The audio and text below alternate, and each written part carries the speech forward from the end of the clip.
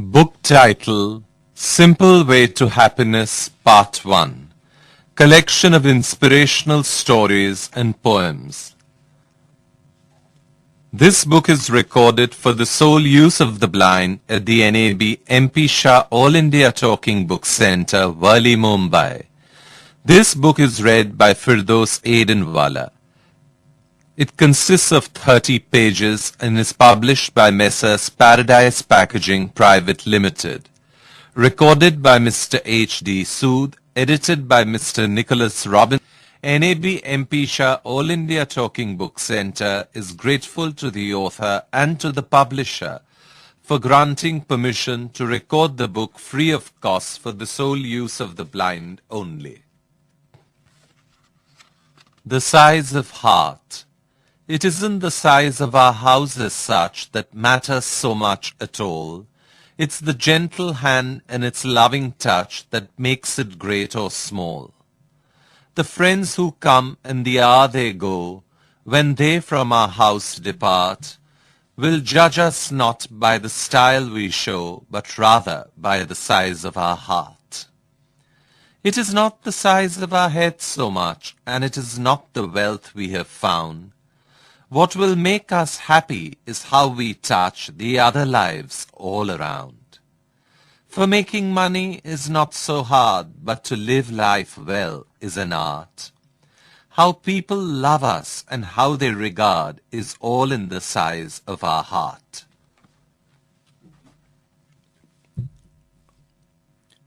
Book is the bouquet full of life. Simple Way to Happiness, Part 1. To think good is good, to do good is better, but to be good is the best. May the simple way to happiness bring us closer to one another. Simple Way to Happiness, Part 1, a small library of big thoughts, collection of inspirational stories and poems from the internet, spiritual books and satsang. Inspirer and guiding force, Shri Haribhai Kothari. Collected and edited by Messrs. Paradise Packaging Private Limited, 201 Guru Prabha Apartments, Sundar Nagar, Senapati Bapat Marg, Dadar West, Mumbai 28. Telephone number 022 2433 4486 or 89 or 93 or 94 or 96. Fax number 022 2438 5201. Email at paradise@paradisepackaging.net. Page 1. A child was born to a couple after many years of marriage. They were a loving couple and the child was an apple of their eyes. When he was 2 years old, one morning the husband saw a medicine bottle open. He was late for work, so he asked his wife to cap the bottle and keep it in the cupboard. The mother, preoccupied in the kitchen, totally forgot the matter. The boy playfully went to the medicine bottle and, fascinated with the color, drank it all. It happened to be a medicine meant for adults in small dosage. When the child showed signs of poisoning, the mother took him to the hospital where he died. The mother was stunned. She was terrified as to how to face her husband. When the distraught father came to the hospital, on seeing the dead child, he looked at his wife and uttered just a few words. Questions. 1. What were the few words? 2. What is the implication of this story? Check with the answer only after we've tried to come up with our own answer. Page 2. Answer. The husband just said, "I love you, my dear." The husband is indeed a genius in human relationship. The child is dead. He can never be brought back to life. There is no point in finding fault with the mother. Why is most of the time the wife held responsible? Husband could have closed the bottle. Wife had also lost her only child. What she needed at that moment was consolation and sympathy from the husband. That is what he gave her. Love is keeping the courage without uttering a single word of complaint, when inside we feel like dying for the sake of our own person. This is love. If everyone can look at life with this perspective, there would be fewer problems in the world. A healthy journey of 1,000 miles of life begins with a single step of love. Let us remove all our anger, selfishness, intolerance, fear, and fault-finding habits from our life. Let us develop do-it-now attitude for better and a happier life. Page 3, answer continued.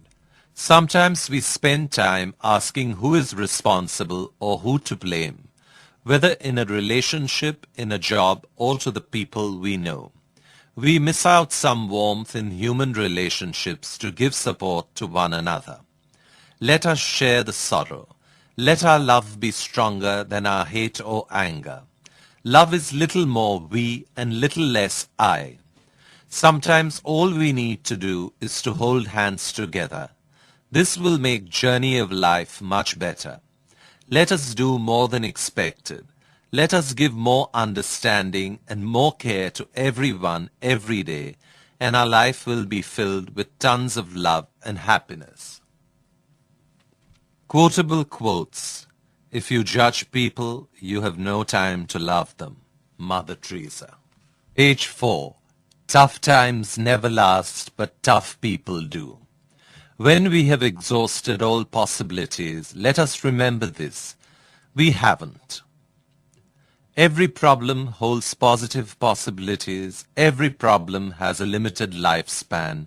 Never let a problem become an excuse. Every problem will change us. We can choose what our problem will do to us. Tough times never last, but tough people do.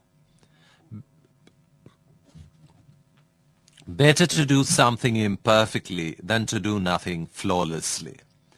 Let us never reject an idea because it is impossible, because our mind is already made up, because we do not have the money, manpower, muscle to achieve, because it will create conflict.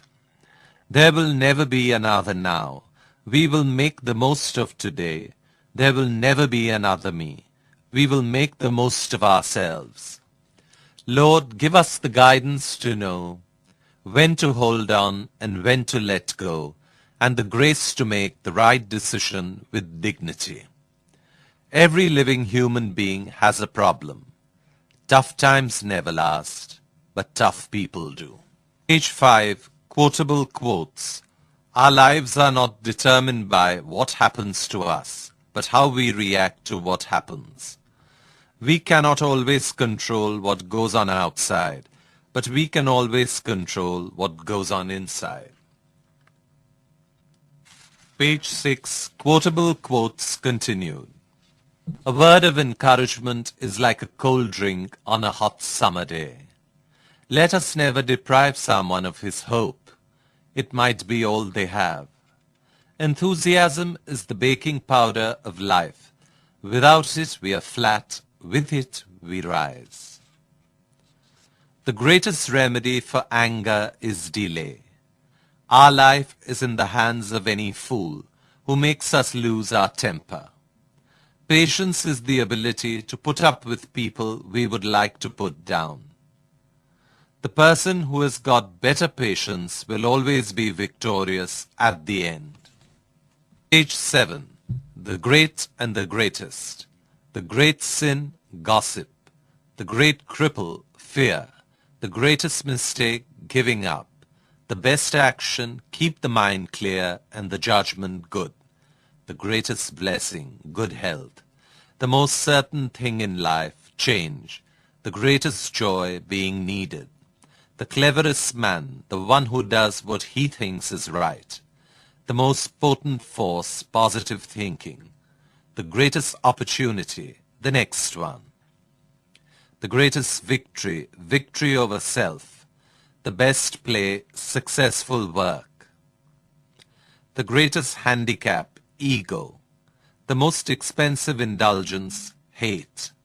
The greatest loss, loss of self-confidence. The greatest need, love. Page 8. Children learn what they live with. If a child lives with criticism, he learns to condemn. If a child lives with hostility, he learns to fight. If a child lives with ridicule, he learns to be shy. If a child lives with shame, he learns to be guilty. If a child lives with tolerance, he learns to be patient. If a child lives with recognition, he learns to have a goal. If a child lives with encouragement, he learns to be confident. If a child lives with praise, he learns to appreciate. If a child lives with fairness, he learns justice. If a child lives with security, he learns to have faith. If a child lives with acceptance and friendship, he learns to find love in the world. Page 9. Children have never been good at listening to their elders, but they have never failed to imitate them. We can teach a child a lesson for a day, but if we can teach him to learn by creating curiosity, he will continue the learning process. There is a famous saying, give a man food and he can eat for a day. Teach a man to earn a living and he can eat for a lifetime. We should invest in our children, give them our time, attention, and love. They are our future. Page 10. An echo of life. A man and his son are walking in the forest. Suddenly the boy trips and feeling a sharp pain, he screams, "Ah!" Surprised, he hears a voice coming from the mountain. "Ah!" Filled with curiosity, he screams, "Who are you?" But the only answer he receives is, "Who are you?" This makes him angry, so he screams, "You are a coward." And the voice answers, "You are a coward." He looks at his father asking, "Dad, what is going on?" "Son," the man replies, "pay attention." Then he screams, "I admire you." The voice answers, "I admire you." The father shouts again, "You're wonderful." And the voice answers, "You're wonderful." The boy is surprised, but still can't understand what is going on.